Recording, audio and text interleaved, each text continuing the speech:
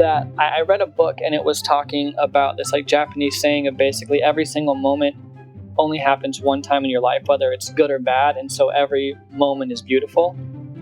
Welcome to Normalizing Non-Monogamy, the podcast where we interview incredible people from across the entire spectrum of non-monogamy to hear their fascinating stories.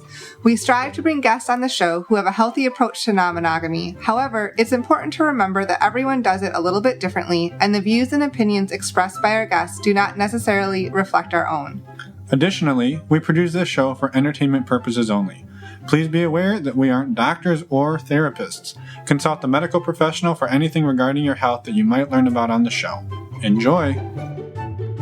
Welcome to episode 174. We're Finn and Emma, and today we have a beautiful, heartwarming story with Bella and Jase. They're high school sweethearts, and they've been exploring non-monogamy for about 6 years. Yeah, and it's just like Emma said, it's a great story of these two sort of finding themselves, finding who they were, and then growing into that and really just starting to explore an amazing journey together. So thank you to them for coming on. And they also have a podcast. They do. And they've built some really cool games around like icebreakers and exploring non-monogamy. And you can find all of that information at their website, the number 4OURPLAY.com. Yep. But don't worry about trying to remember that. There are links in the show notes to our show at normalizingnonmonogamy.com and in the podcast notes of your podcast player. There's direct links to get over there and see photos of them and learn about all the stuff they're doing. Yeah. So check out our website for the show notes and you'll find everything you need to know about them. Or your little podcast player like Finn said. Yeah. So first up, before we jump into their interview, as always, a few announcements. Our next virtual meet and greet is, not March. It's already almost the end of March. April 17th. That's a Saturday, April 17th from 9 to 11 p.m. Eastern. Now, if you're not familiar with a virtual meet and greet, what we do with these events is we can bring everyone into a big Zoom room. We do some icebreakers, get to know each other very briefly, and then we go into small little breakout rooms where you get a chance to talk with a smaller group of people. We give you a fun question to chat about, and then you're brought back into the main room. We scramble the rooms and do it all again. These are open to anyone. We have a wide, diverse range of people that join, and it is amazing. We had over 40 people last time, and we're hoping for even more this time. So they're $10 to join. Go to our website, normalizingnonmonogamy.com, and click on the Meet and Greet tab to sign up. And just a really quick build on what Emma said, they're open to anybody. You don't have to be in a couple or a quad or a triad. They're open to solo people as well. So if you're looking for a way to meet other people and build some community, this is one good option. Right. The requirement is that you have to be open-minded and awesome. Yeah. Or at least on the track to becoming awesome. Sure. Yes. Also, we wanted to just say a huge shout out. Thank you to our over 160 members of Patreon.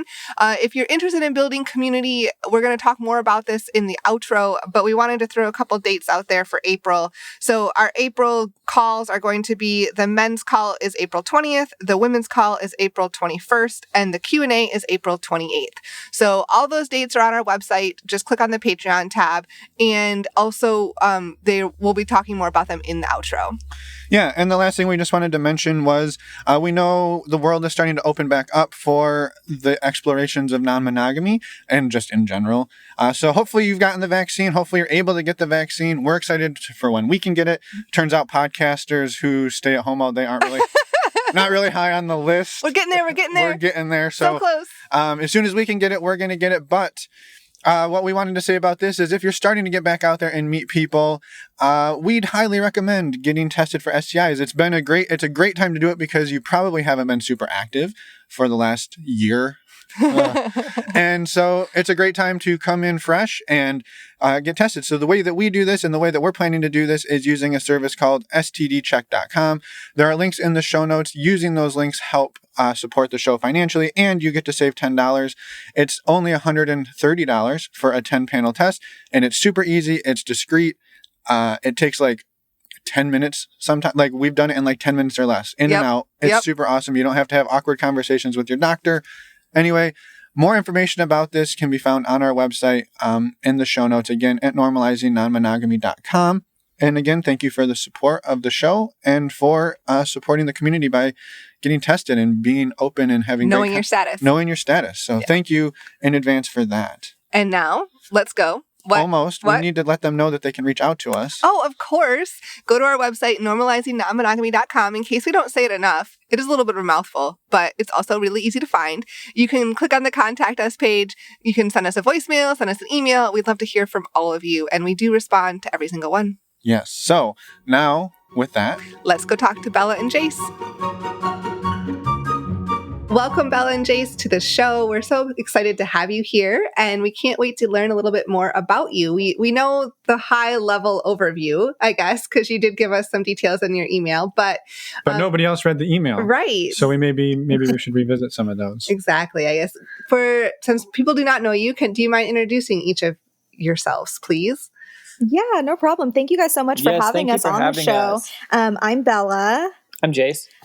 And we have been in the lifestyle now for 6 years. Mm-hmm. And we started dating whenever we were 15. We met in elementary school. When we were 9. We were 9. And then we were grade apart. So we met each other through like a little school event. And we never really saw each other again after that until I was in 9th grade and you were in 10th grade. And then we started riding the same bus and we were at the same bus stop. So that's kind of whenever, I guess, our love story started, if you want to call it that. It's always nice to meet another cougar, huh? Yeah. Well, see, you think that, but I'm only 6 days older than him. That's still a 6-day cougar. Yeah, so that is a valid point. Emma is a 6-month cougar. Yes, only 6 months, okay. But 6 days is getting closer. 6 is my favorite number. So that's fun. Anyways, yeah, I heard you guys are high school sweethearts too. Oh no, you guys knew each other in high school. In middle school, right? Yeah. We did. We waited till we were super mature freshmen in college to start dating. So you were a freshman too. Well, you were a freshman. I was a freshman, yeah. In high school, but we weren't mature yet. So how did the school bus love story start? And then we'll jump into how did you two start looking into non-monogamy? Yeah. Okay. So this is really funny. So in elementary school, how we met was we had a jump rope team. Did you guys have like a jump rope for heart, that kind of thing when you were in school? No, we went to a really tiny little school. Not really, no. I've heard of those events, but we did not have them. Okay. So, well, we had a club like that, and I had just moved from California to this new school, and I had to ride in the car with you because you had been on the team for a while. Anyway, so that's how we first met. And then whenever we saw each other at the bus stop, and he's really good at jump roping. He can do all these really cool tricks. And he can do this thing where he does a helicopter thing and then he jumps like on his butt. Does that make sense? That probably doesn't make sense. But the first thing I asked him was, hey, aren't you that kid who can jump rope really well? Can you still do that thing with your butt? You said, can you still do that thing with your butt? That was the first thing that you asked me, which I feel like is destiny. I know, right? It's So you asked me that, and then I think we just kind of talked about how we knew each other whenever we were younger. Like, hey, you remember that time we did all the jump rope stuff? And then I just feel like one day I asked for your phone number. Yeah, it was like a month into like the beginning of the year. And we started talking on IM because we didn't have unlimited text messages. So IM was like the way to go. And we just kind of talked on there and got to know each other better. And then, we would talk more whenever we were together on the bus and in school. And then, I don't know, I guess I asked you to be my girlfriend. Yeah, this was back whenever, we never like dated or went on a date back then. No. It was just like, hey, do you want to be my girlfriend? Yeah, like through a text message. Yeah, I was okay, that's it was rough. Aim. You were my first girlfriend, so I was not like smooth by any means. Yeah, and you were, I had like boyfriends in the past, but not really. We were each other's first, pretty much everything, like first kiss, literally everything. Everything, yeah. So that's kind of how everything started. And then we just never broke up, and we've just been together ever since. Yeah. Awesome. And then you said, oh, I'm sorry. No, that's amazing. Yeah, I was going to ask, do you mind sharing about how old you are now so that people have some context of how long you've been together? Oh, yeah. Yeah. We were 15 when we first started dating. We're 28 now. Okay. Cool. So, yeah. 15 years. Yeah. It's crazy. It is crazy. Sometimes we think, that's what I was going to say. Yeah. Go ahead. I was going to say, sometimes we think, whenever we turn 30, we'll have been together as long as we're apart. And that kind of like blows my mind when I think about it. Yeah. No, it's crazy. Uh-huh. And that like we've been together a long time, but we've had a couple of breakups in there. Well, early in the process, we were figuring shit out. And so, yeah, that's awesome. So 6 years ago, roughly, you started exploring swinging or the lifestyle. And maybe what was the lead up to that? What was the catalyst for those conversations? So I guess one day it was more Bella asking me. We had both been curious because, we had never dated anybody else. We were each other's first everything. And I just remember one day we were on a drive because we were going to go see some family or something. We had a long drive. And she said something like, have you ever thought what it would be like to, along the lines of kiss somebody else or something along those lines? And the way that she said it to me, it seemed like she had thought about it. And I was like, well, yeah, I'm going to be honest. And I said, yeah, of course. Like I've thought about those things. And I don't remember exactly how you responded to that. I don't remember either exactly. It was just because we didn't even have sex until we were 18. So that was like 3 years into our relationship already. We had never kissed anybody else before. And so in general, I was just curious to know like, what is it even like to kiss another person or to do anything? And then that's probably when you were 21. Yeah. Mm-hmm. And then we were going to spring break. And then that's when I was like, maybe, something will happen, or maybe we can like try to kiss someone, because kids are crazy and on spring break and stuff.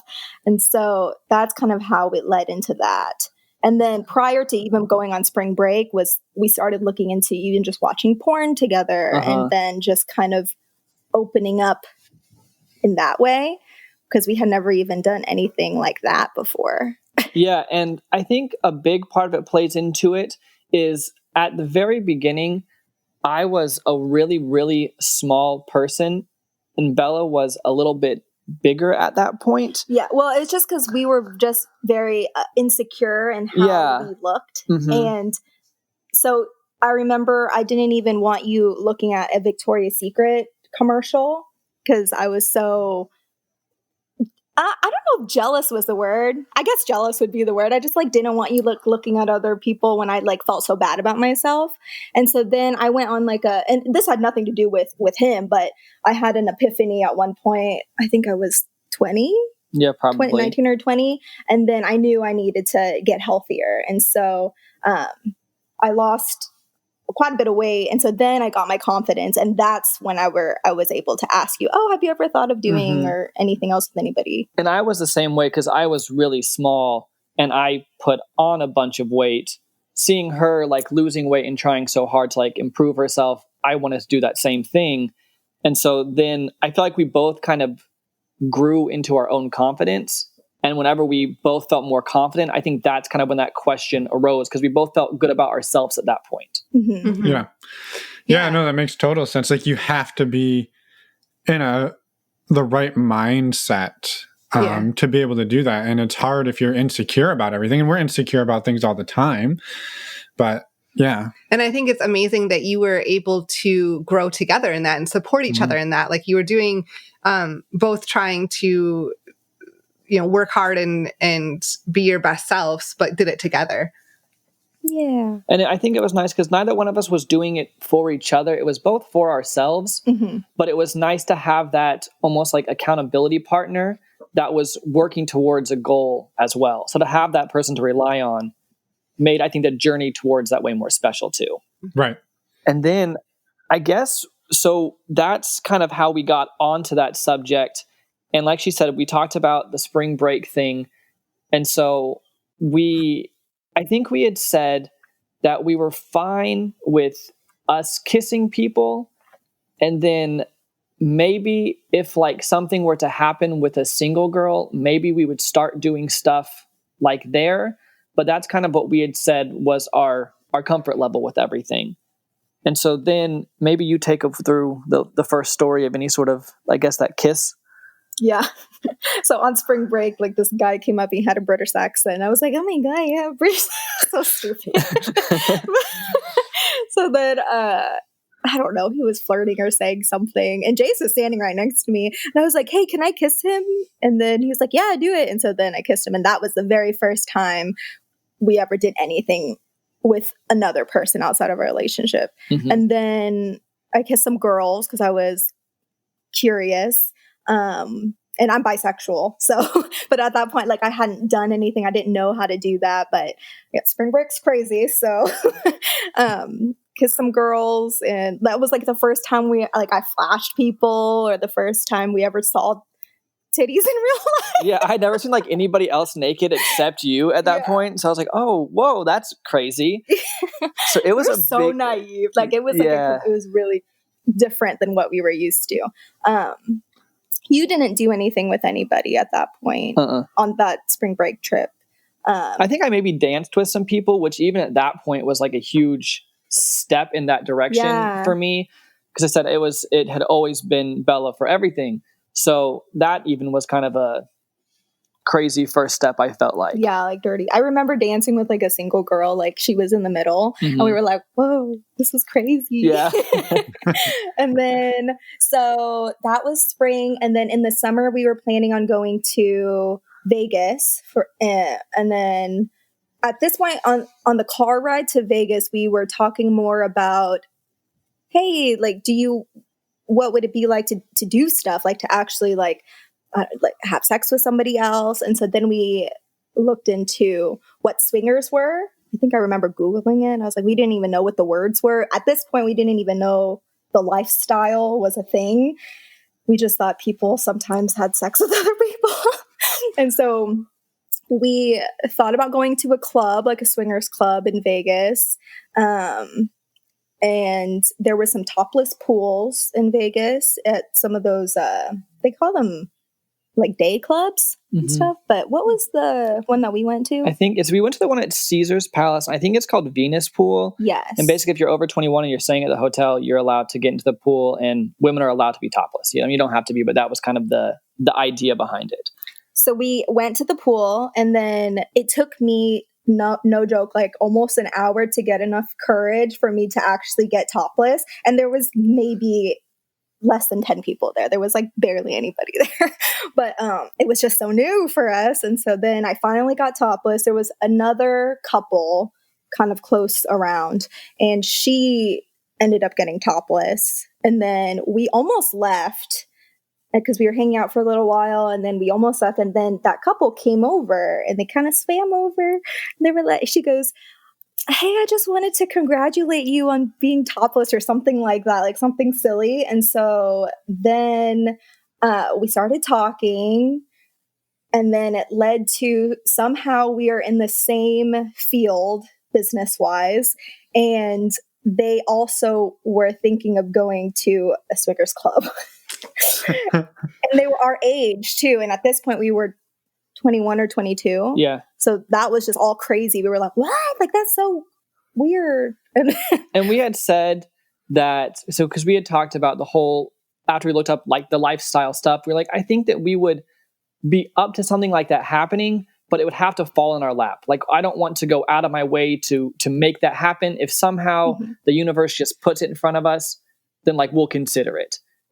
And so that day we were like, hey, we're going to go to this swinger or to this strip club, because we had gotten this free pass to this strip club. Basically, we had never been to a strip club either. Yeah, that was going to be our first time at one of those. So we were going, we invited them, and they said, oh, sorry, we have some friends actually we have to meet up with, so we can't go, but we can meet you later and hang out some more. So we went to dinner, and me and you were talking about like, hey, this actually, like, I don't know if anything's going to happen, but if something were to escalate to that, what would you feel about it? Like, would you feel comfortable doing something? What do you feel? And we both said that if somehow it was to happen, we think we would be okay like moving forward in a sexual situation with them. Yeah. We even said that it would be okay to have like a full swap sex session. Mhm. At that point, I don't know that think we was what knew it was it was called full swap. We just knew that like, oh, okay, like I would have sex with him and you would have sex with her. Yeah. And Yeah. so But full swap sex session is the actual scientific name. I know that now, right? Yeah. Sometimes I still mess it up. Sometimes I'll be talking about it and I'll say full sex. It's like He's like, full sex? What are you talking about? And it's all good. It means the same thing, Yeah, right? They'll get Right. the gist. They'll get the Exactly. gist. So basically we were eating at Cheesecake Factory in the hotel in Vegas. And I said, we said the whole thing about we were open to something happening, and we met back up with them, and they're like, because they had come back. And so basically To our hotel room. And they're like, hey, we can hang out for like a couple hours, then we have to go somewhere else, but then we can come back again. It was like a bunch of in and out little things because of some family friends or something they had. And so we were all just drinking in our hotel room. And then I don't know how it started, but Bella, you and the other girl started kissing and like taking each other's clothes off. Yeah. Do you remember how it started? Because I just remember looking over and it was happening. And I feel like it just progressed naturally. yeah, I think that there was just like flirtiness going on, and we just started kissing and then continued to take each other's clothes off. But it was only us, and you guys were just watching. mm-hmm. And I think he even took some photos. Yeah, I don't remember doing that. or maybe he took the photos. I'm sure we have them, but like that was even so crazy for us too. But I think they had to go meet up with their friends, and then they were gonna come back. So then I always mess this part. I can't like remember exactly how this part goes. So basically what happened next was we were so like turned on just by me seeing her and her doing stuff with the girl for the first time, really more than just, I guess, kissing. So we had sex, and then they came back like an hour and a half after that, and they knocked on our door, and we ended up having same room sex with them that night. And I kissed her, and I said that was the first time I had ever kissed anybody else. So it was such a whirlwind. Everything was just happening so fast, but we were enjoying everything. Yeah, and in a good way. Yeah. It felt very natural the way it was progressing. And they had been together for, since they were in high school too. It was really crazy how similar their story was to ours. So we just clicked, and everything was just, it felt so good, like normal, and it felt so right. Yeah. I feel like. And so we had all this fun, and we were both like kind of the broke college kids type thing at that time. As in both couples. Yeah, both couples. Yeah. And we both had driven there, and it was summer, so we didn't have school or anything like that. So we both were like, hey, I'd be willing to put up like $50 if we can split a hotel room somewhere. We got like $100 between the two of us if you guys want to do that, and see what happens tomorrow. Because at this point it was really late at night. And that was just kind of what we threw out there. And they said we were thinking something along the same lines. And you and her ended up booking a hotel room for the next night. Mm-hmm. Go into that story. So it ended up, we were pretty tipsy whenever I booked the hotel. Ended up, I put my name, but your card number, or vice versa, something like that. And we weren't married at this point yet, so we didn't have the same last name or anything. And so we went to Treasure Island was where we booked the hotel, got there, tried to check in, didn't know that this was EDC weekend, which is Electric Daisy Carnival. It's the biggest rave event in I think Vegas. North America. Yeah. And so we had no idea. I was like, why are there so many people here? Why is it so busy? I've been to Vegas a gazillion times. I don't understand. Why is everybody dressed like this? And so then we get there, try to check in. We can't check in, and they say they canceled our reservation because of the name thing. So we were like, fuck. And so then we were trying to figure out what to do, because we still really, both us and them still wanted to make this happen. And so then we were on our phones trying to find any hotel room. And of course they're all booked because it's EDC weekend. And so we end up finding a room at the Riviera because we didn't want to spend like a ton because we were broke.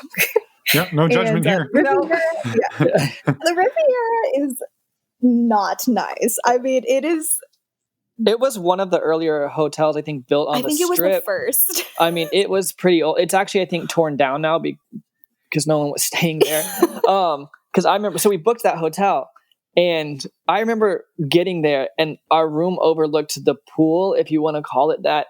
But it was just like a pool that was empty but filled with like garbage. And I so clearly remember, I was like, this is the most unsexy feeling thing in the entire world. And we had all of our luggage with us, and it was just not a fun day. Yeah. Trying to figure out, but we still wanted to make this happen. Both couples still wanted to. Like, that's how excited we were for this, that we went to this disgusting hotel and still ended up doing stuff. So yeah, and we started drinking there. Yeah, we took a nap. And we all took a nap because got rested. Just so tired. We were like, okay, let's drink and just kind of see where things go. And then things went. It escalated again pretty quickly. I can't remember the exact, detailed details, but I know we ended up on separate beds because you were with her on a separate bed, I was with him, and then we started making out, and you guys were kissing, and we were doing foreplay stuff separately. And then I look over, and then me and the guy I was with was like, "Are you guys fucking?" And you guys were. And so then that's how that happened. And so then I had sex with him, and then we were full swapping for a little while. And then we took a break, and then we did it again. And so that was our first experience. So like, it's crazy that we went from straight, not even knowing what are swingers, what is, I still at this point didn't know what the lifestyle was, into straight full swapping with another couple who also didn't know what any of that was. And it was all in like 72 hours. Yeah, I was going to say that you met in a topless pool at a different hotel, and that's just crazy. I love the dedication. I was going to say that too. Because this is totally us. Like, everything is pointing to like, this is a disaster, and we're like, no, just because the pool's filled with garbage doesn't mean that we can't get into the room and have a good time. So like, yeah, no, you're speaking our language. We're on board. I'm just really relieved to hear that it went well. Yeah. Because in our experience, we would have done all that and then had a disaster. Yeah. No. So I'm really glad it went well too. Yeah. Good. So you two had like talked roughly about what would be allowed, what wouldn't be allowed, and it sounds like maybe they had talked loosely about that as well. I think it's an interesting like perspective, right? A lot of times when we talk to people who are going to plan to, who are talking about swinging or doing something, they lay out every possible scenario and they lay out all the rules, and then they have all these rules that they have to follow. And you guys were like, are you having sex? Like, I don't even know what's going on over there. And I find that fascinating and interesting, like that it worked for you too. And I like that. Mm-hmm. Well, I was going to say, we did talk to them, and we had both said that we were open to, like, we didn't know full swapping, but having sex. So it's not like I just started fucking her. Like, we knew that we were going to get there. We had talked about it already. So we were all comfortable with that. But we had also said that our relationship has always been like at the forefront of what's important through all of this, and something for us to enjoy together. And we had said that because our relationship I always thought was great. I didn't need anything else. We thought this would be something else fun in addition. And we said, if we do something like this and this is weird or uncomfortable or whatever it is, let's try. We would say we would just completely forget about it and like never talk about it again and just go back to that point. So we had that mindset going in that hopefully this is something we enjoy, but if not, we're not going to let it affect our relationship. And at that point, we didn't even know we were going to want to do it more. It was more... not an experiment, but just we wanted to know what it was like to have sex with another person. And that's really all it was at that point. Mm-hmm. And then it wasn't until after we were done and it was the next day and it was such a great experience. And we liked that couple so much. And then because we had a almost 24-hour drive back home. So we had a lot of time to talk. And we had a lot of time to talk before that too, because it was a long drive there. But that's whenever we were able to really get in more into how it made us feel, which Mhm. was still to this day, I think, crazy how it makes us feel closer having sexual relationships with other people. But Yeah, that kind of blew my mind as well, because we were both kind of trying to describe how we felt about the situation to each other. And we both got down to the base point of somehow having sex with somebody else made me love you more, which the more I think about it now, it makes more sense to me just because of that. You realize how much you love the other person. But at that point, it blew my mind to think that how can I feel closer to somebody after doing something like that with somebody else? And it was just such an interesting dynamic. But we both at the end of the day, we're like, hey, I would love to do that again if you would love to do that again. yeah. And the other couple, they were again, similar too, because we had talked about as a group what we were thinking that we wanted to do. And they also hadn't, I think they were each other's first everything too. Or if anything, they hadn't done anything with anyone else in a really long time as well. So it just happened to mesh perfectly. Yeah, that's amazing. Like, just that whole first experience was such a positive experience, and that's really cool. How did you move forward after that? So we had that long car ride. That's whenever we were able to really talk in detail about it. That's when I started looking up more like, are we swingers? What is a swinger? And then we saw that there were clubs, like more than just, because the swingers club in Vegas, I think I don't know, is it different than the other ones? But anyways, I thought there were clubs closer to where we lived. Like at that point, I thought maybe it was just in Vegas. And so we lived at the time in Oklahoma. And then we were able to, I think I looked into websites. Yeah. So we were on the car ride. I was like, oh, there's websites and there's clubs and there's this and this. And so we made an account on Adult Friend Finder as a couple. And then we looked into Colette, Dallas, because that was the closest club to us at that time. That was at least like a big club. There's a couple like smaller clubs in Oklahoma City, but it didn't seem like the same scale to us from our research online anyway. Yeah. And so that's how we were able to open up and be like, oh, like maybe let's try to meet other people online who maybe want to do the kind of same thing. And then we'll try going to Colette and seeing what a swingers club is like. And everything progressed from there. Yeah. I mean, it sounds like obviously it left a positive impact if on the way home you're trying to find more ways to do it. Yeah, right? Which is amazing. Oh, for sure, yeah. Yes. Yeah. It really was that kind of experience that I think that we both had this hope of it going really smoothly and really well, because I think we both wanted to enjoy it. And I think we were both just so happy that we were able to enjoy it together, and it did go as smoothly. Because I mean, we've had other things we've tried, and sometimes they don't always go as smoothly. So I was really happy when it kind of worked out the way it did. Yeah. Yeah, absolutely. No, that's awesome. So I guess that kind of leads to my next follow-up question, which is, where are you at today? So like you dove into the swinging world and you got all the information, you went to some clubs, and where are you at now? So now we've been in lifestyle for 6 years.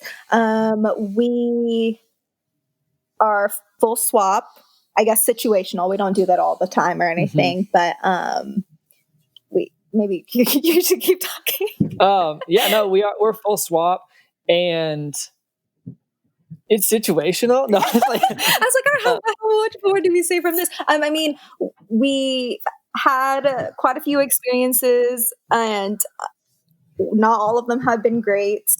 We do generally, we always, or at least so far, we've done everything together.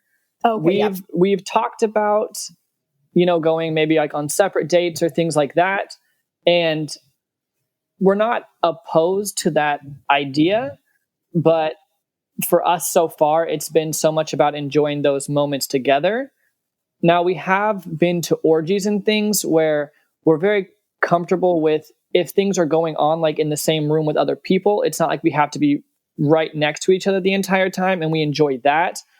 But so far, we've just liked making sure the two of us were always somewhere around. And that's what's kind of made us feel the most comfortable, and we've got the most enjoyment out of that.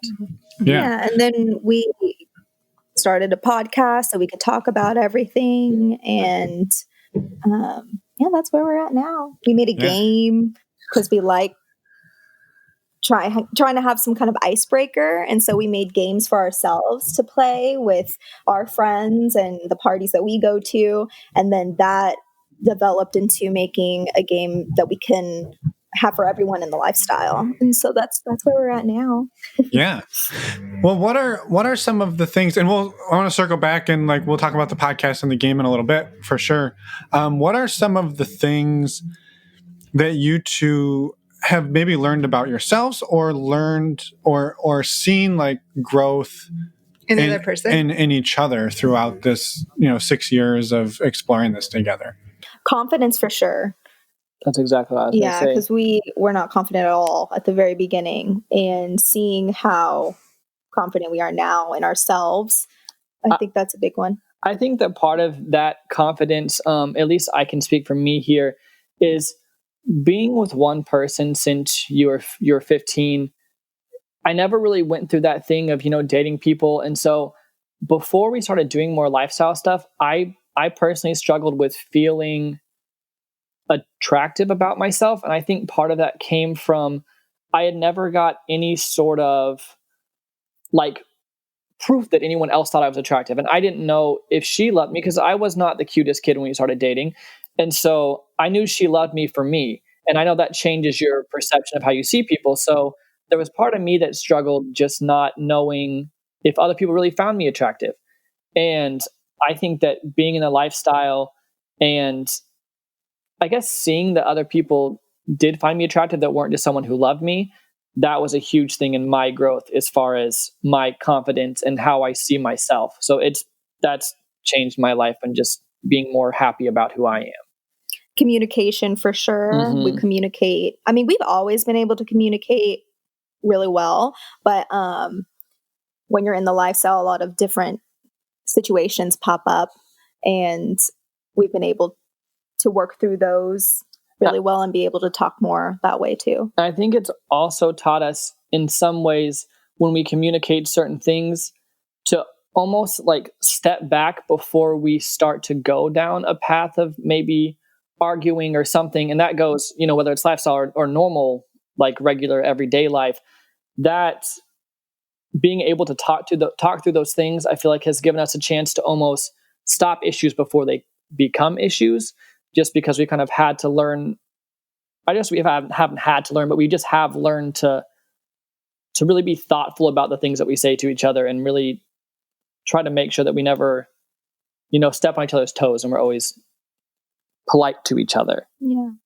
And we're a lot more, I feel like after an experience, we become so much closer too. And so our relationship has just been stronger. Our sex drive is stronger. And what else have we learned? I feel like we've learned so much. It's hard to like put them all. Narrow it down. Yeah. I mean, I think those are kind of the biggest takeaways. I'm sure there's been tons of like little takeaways throughout that I'm not thinking of right now. Oh, it's made us more, I mean, we're outgoing to begin with, but I'm still working towards it, but being in the lifestyle is helping me grow and be more being able to talk to people more, and being like the first one to go talk to somebody, like introducing myself first rather than like staying here and like waiting for people to come to me. That's something that the lifestyle has helped me as well. Just be able to talk to people more. Yeah, that's a big one, because that's something that, for us, we would often, the first quite a few years that we were doing this, we would go to a club or a bar or whatever, and we would just be terrified to go talk to people. And so, yeah, once you start to like realize that like everybody or most people want to talk, but they're all afraid to talk. And so like being that person to like take that first step, you can really break down some powerful walls by doing that. So I like that. Sure. I think also that I read a book and it was talking about this like Japanese saying of basically every single moment only happens one time in your life, whether it's good or bad. And so every moment is beautiful. And I think that helped me kind of all that same thing that Bella was saying about going and talking to people, because I've never talked to somebody and then regretted talking to them. Because, I mean, no matter, it doesn't matter if something happens or whatever you're doing, it's just having that communication is always, to me, better than not. And so I feel like through the lifestyle, especially, because sometimes you'll go to a club, and you'll see a couple and you never see them again. And it's, 6 years later and you're like, I wonder where they went. I wish I would have said hi that time. Mm-hmm. And so that being able to just go up and say hello to anybody and I'm not like scared of somebody not wanting to talk to me or whatever it is, because nothing's personal. It's just trying to make new friendships and meet new people. And that helps socially outside of the lifestyle too, and business wise, and just it's a good skill that we've developed and because of the lifestyle. Mm-hmm. Yeah, that's a fantastic takeaway. Thank you so much for adding that in there too. Yeah. How have you two handled sexual and physical health going through all of this with the lifestyle? So I would say, I guess the first thing, I think regular testing is always like an important thing for any couple, but then you're doing stuff with other people. Yeah. For sure, yeah. And then we always use condoms. That's one of our, major rules is always doing that.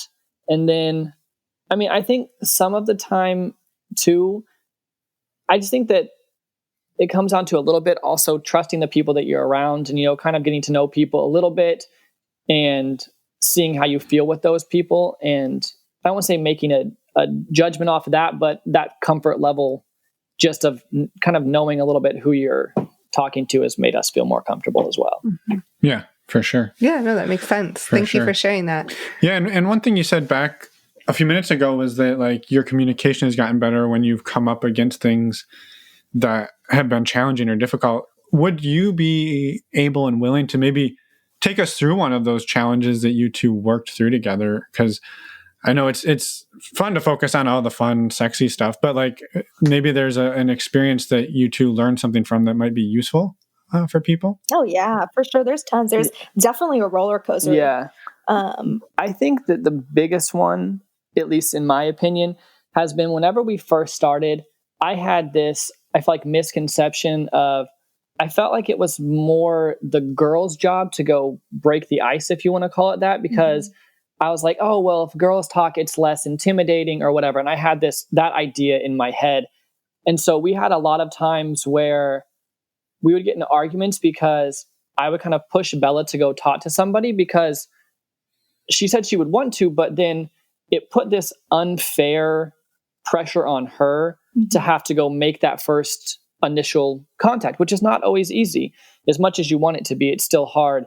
And so we got in, a couple arguments about that where I was pushing her because I thought I was helping, but I didn't realize how much stress I was putting on her. And that's one of the things that we had to work through, where now we'll kind of, if there's a couple we want to talk to, maybe it's like, hey, should we go talk to them? And if she doesn't want to and I don't want to, then you know what, neither one of us does. Or maybe some days I'm like, hey, I don't mind going talk to them. Or some days she says, I'll go talk to them. And so that's one of the biggest ones that I feel like we've worked through, is making sure that no one feels any unneeded pressure, and that we're both kind of, because it's something we're doing with each other and to enjoy together. So it shouldn't ever be on one person to make something happen. It should be both of us going and talking. And so, yeah.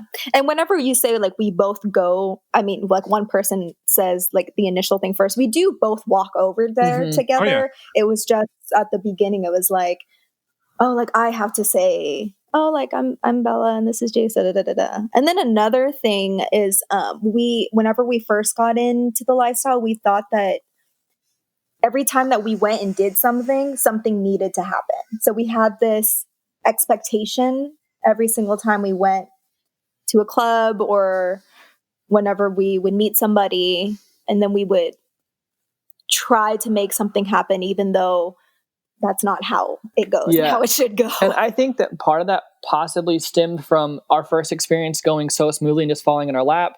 And then the first time that we went to Colette, we ended up doing stuff with some people. And so everything those first few times just rolled out so, like, it was almost like a red carpet, like, oh, look how easy this is. And so I think that, especially since we were so young, I was like, oh, well, we're paying to go to this place, and that's part of the experience that we're hoping for. And I said we did get in like arguments about that because neither one of us was like, I don't want to say we were there for the wrong reason, but I think that we didn't realize like the beauty of this whole thing was us enjoying it together. And so now, we go someplace and it's, if nothing happens, great. Like if something happens, great. It's awesome because we get to spend time with each other. And we just get to meet people and we make new friends. And at the beginning of everything, it was all about like sex. And we didn't have those, we weren't searching for those friendships or relationships in other ways. Mm-hmm. And so, yeah, those are the main, like really big two things. I would agree for sure. Awesome. Yeah, I think that second one for sure is something that I think when people are new, it's like, well, yeah, something has to happen. Right. And I think you see that amplified even more. Like, let's say it's a couple with a baby or a kid and they like get out of the house once a month or once every 2 months. And then it's like, well, look, we got a babysitter and we're doing we paid to go to the club. And like, you're in a couple of $100 for the night and you're like, well, we better make something happen. And then that kind of pressure can really be tough on an evening. Mm-hmm. Yeah, for sure. And it makes it not fun. And we've had a lot of nights end badly because of that. And then that even goes into then why didn't you like talk to them if you wanted to make something happen, and like those kinds of fights. Mm-hmm. And then I think that's where it came back to, I think, talking about the communication, because I feel like now it's like that, like things were so much harder whenever we first got into it. And then so as we've grown over these last 6 years and that communication has just been like fine-tuned so much, I feel like it's so much more of a rarity for us to argue about things, especially lifestyle wise. But I said it's also helped so much in just normal everyday life of having that communication's gotten so much better. Yeah. Mm-hmm. Yeah, for sure. Yeah. It's interesting how, skills that you learn and doing something that is maybe less mainstream, like can be applied for now, right? Can be applied throughout your whole life, right? Like in the whole, like all areas of your life. Yeah. It's pretty cool.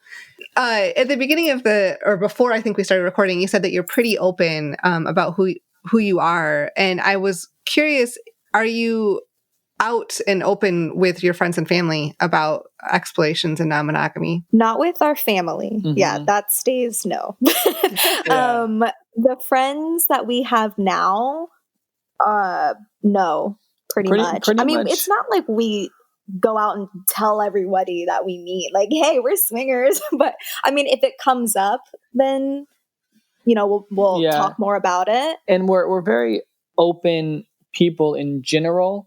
And so I think that sometimes we come off that way a little bit sometimes, I guess, because we have had multiple friends ask us like, hey, do you guys do like, like they've like kind of like tried to word those questions.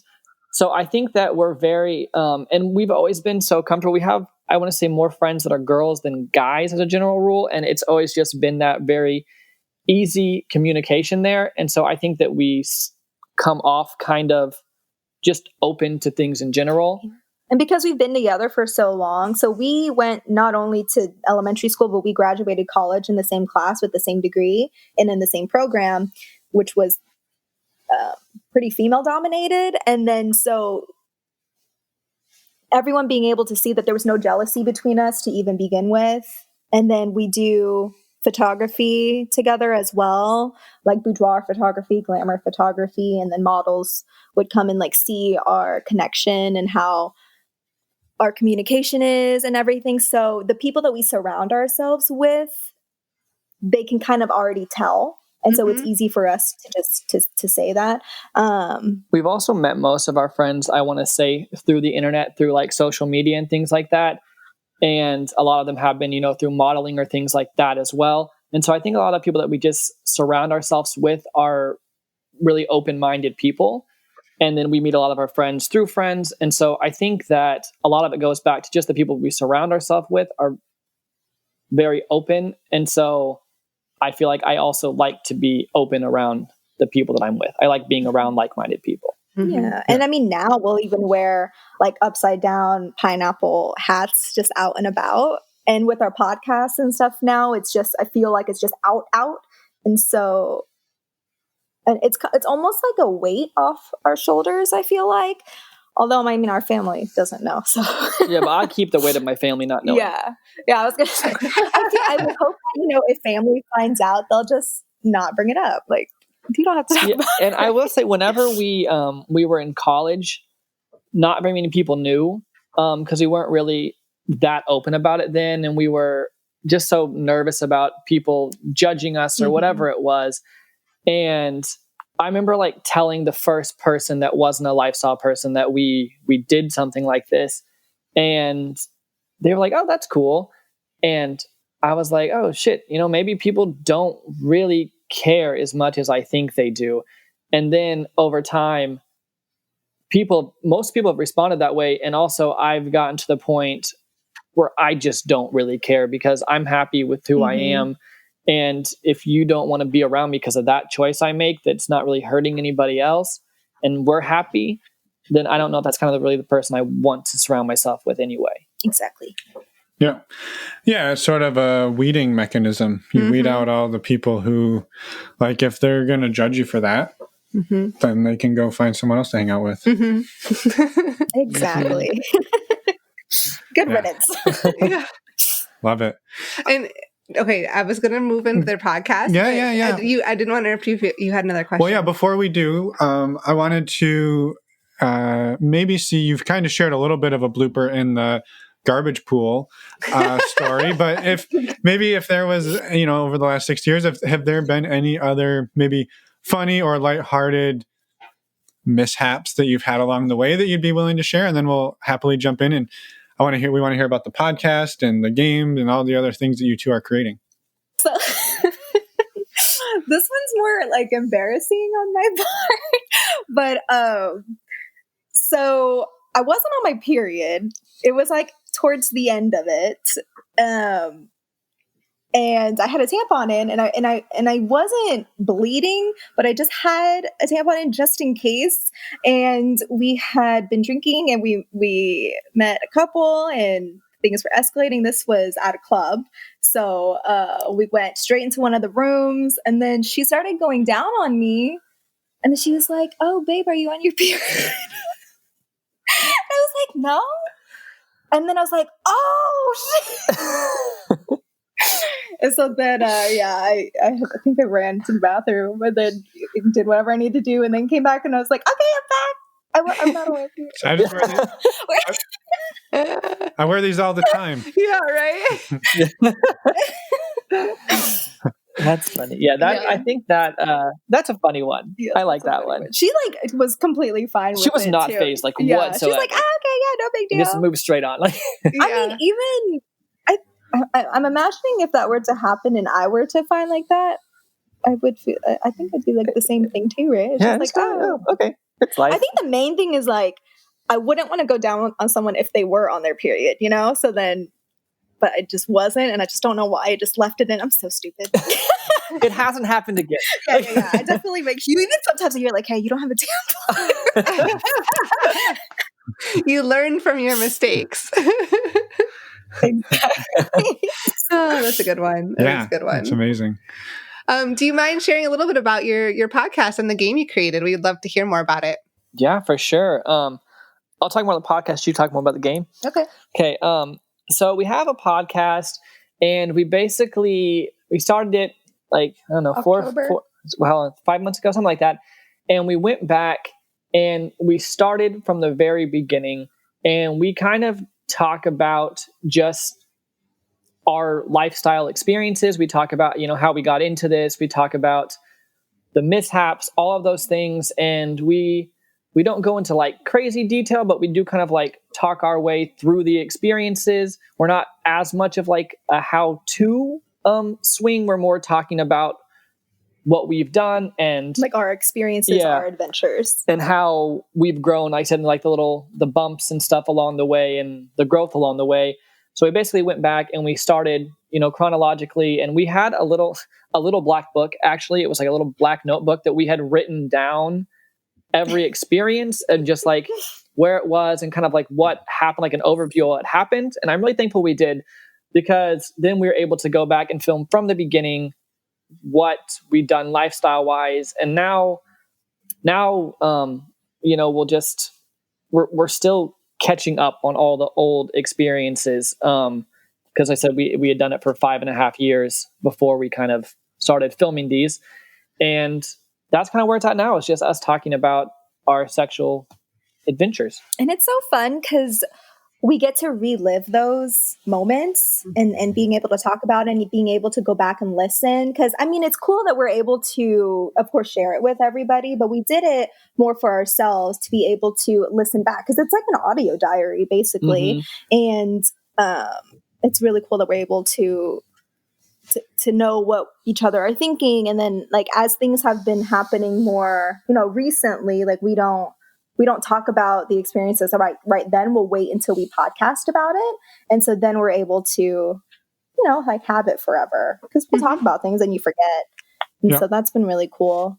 And then our game, so we're really big. It's called 4OURPLAY, after the name of our podcast, number 4, OURPLAY. It's like it's a play on the word foreplay and foursome. Yep. And 4OURPLAY. So it's kind of like all those things. We're going for the triple entendre on that. It's efficient. We've always been, yes, like a Jase moment or something. A really deep meaning. That was the idea. We've always been really big game people where we like icebreakers and we like things to, be fun and stuff. And we didn't know how to move things along. And so we had done, the Jenga brick game thing where you write dares on a Jenga and play that. And just nothing to us ever felt like, it always felt like this kind of rocky transition when you could tell everyone wanted something to happen, but we didn't know how to really get there comfortably. And the games that we had tried to find just didn't feel complete to us. And being such big game people, we loved like Cards Against Humanity, things like that. And so we started off by making an actual physical card game to kind of be an icebreaker. And then we basically turned it into an all digital game that you can play like on a mobile device, so that you're able to take it with you, because the deck of cards ended up being kind of you don't want to take that to a club or whatever. We wanted it to be accessible wherever you were. Yeah. And so May, you can talk a little bit about how the game works. Yeah, so we have actually quite a few different games. There's the main game, which there's 9 different categories. So there's like a story time category, and there's an everyone category or a lucky you category. And so you'll pick a card, or the person will read the prompt. And for example, one will be like, if you masturbated today, take 2 sips. So you sit in a circle and you have your drink. And then if you've done that, then you take 2 sips. And there's other ones that are like, kiss the person across from you, or tell the person next to you your favorite feature of theirs. All guys take your shirts off, things like that. Yeah, so it's just meant to be a fun, lighthearted thing. And of course, consent for sure all the time. You got to ask all the time, and then drink responsibly. So we have those. And then there's like an expansion pack that's more like dirty. And so we made one to really help if things are going smooth and you can tell everyone kind of wants to move forward. There's like a second little part, if you want to call it that. And those have some more dirty cards. Like, maybe it's like, feel up the person to your left or go down on the person to your right. I mean, everything is, whatever you want to do. But it was made to really move things kind of systematically from talking to, if you wanted something to happen, it could move that far. And then we also have random ones like Pictionary. We have a dirty charades. We have dirty Never Have I Ever. And then one of the other favorite game that we have, other than this, the main game. Oh, and with the main game, there's a BDSM expansion pack and a college expansion pack and a vacation one. But we have a separate game called Conversations, and we really love that one. It has 4 different categories. There's self-perception, there's like a surface level one, there's an intimacy one, and then we have another one too. And we spent just a long time writing all these questions, and most of the games are built more for that like group type stuff. You could probably play them by yourselves, but they're built more for that group type setting.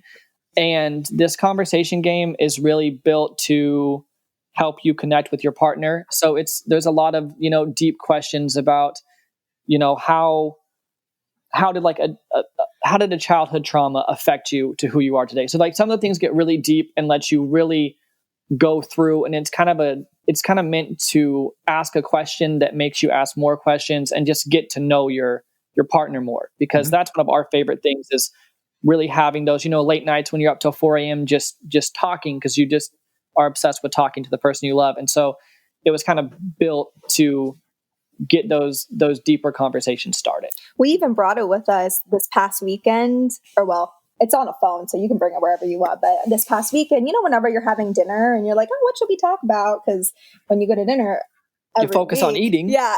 So we started just playing our game, and we started doing the conversation game, and we were able to, just talk and answer questions. And even though we've answered the questions before, time has passed and our answers even changed. And so, yeah, we really love the game. And you can play it in a group setting too, or you can do it like truth or drink. If you don't want to answer the question, you drink, or if you don't want to answer the question, just don't answer it. But we just wanted to have a bunch of like games that you could play lifestyle wise, because we just didn't feel like there was any out there that really encompassed everything that we wanted for games. And so we just thought it was really fun, and because that's what we wanted for ourselves. And then being able to put it out on a platform where anyone can access it anywhere in the world, it doesn't have to be like a physical thing that you have to ship, I thought just made it easier. So no, totally. Thank you so much for doing all of that. Like I knew about the game. We haven't played it yet. We're going to, but I didn't quite realize there were so many expansion packs. And like you were saying those, and I was like, whoa, like there's way more than I thought. So that's really, really cool. And we're excited to get the word out and hopefully have more people come and try it out. Yeah. Oh, thank you so much. And thanks for checking it out too and asking about it. Yeah, absolutely. And links to all of it will be in the show notes, everything you just talked about. Without a doubt. And are there any other things that we haven't talked about that you two are hoping to maybe cover or share with us tonight? I think you covered it. You guys are professionals. You know all the questions. Everything is just so it's always so seamless. It's just so good. Well, you two were very helpful with all of that. We didn't have to interrupt you very much. It was just like a flow. So it worked perfect. So I have a very invasive question, and feel free to not answer it. But okay, go for it. When you two got together, you were your first everything. What are your current? So when you started swinging, it was one partner for each of you, and it was each other. Do you know, and you don't have to share if you don't want to, but do you know what your current number is for each of you of people that you've now been with? You said you kept a little black book, so that the reason I thought of this was your little black book. I don't say the exact number, but you should say what you think every time that you get. Okay, so I mean, it's so stupid.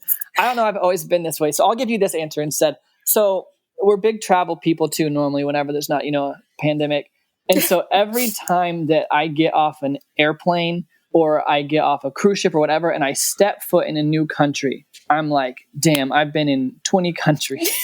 And this sounds so bad, but every time that we end up having sex with somebody, it's not like I'm thinking about the whole time, but as soon as I have sex with that person, that is the first thought, is I'm like, I've been with this many people, right in that second, and then it goes away.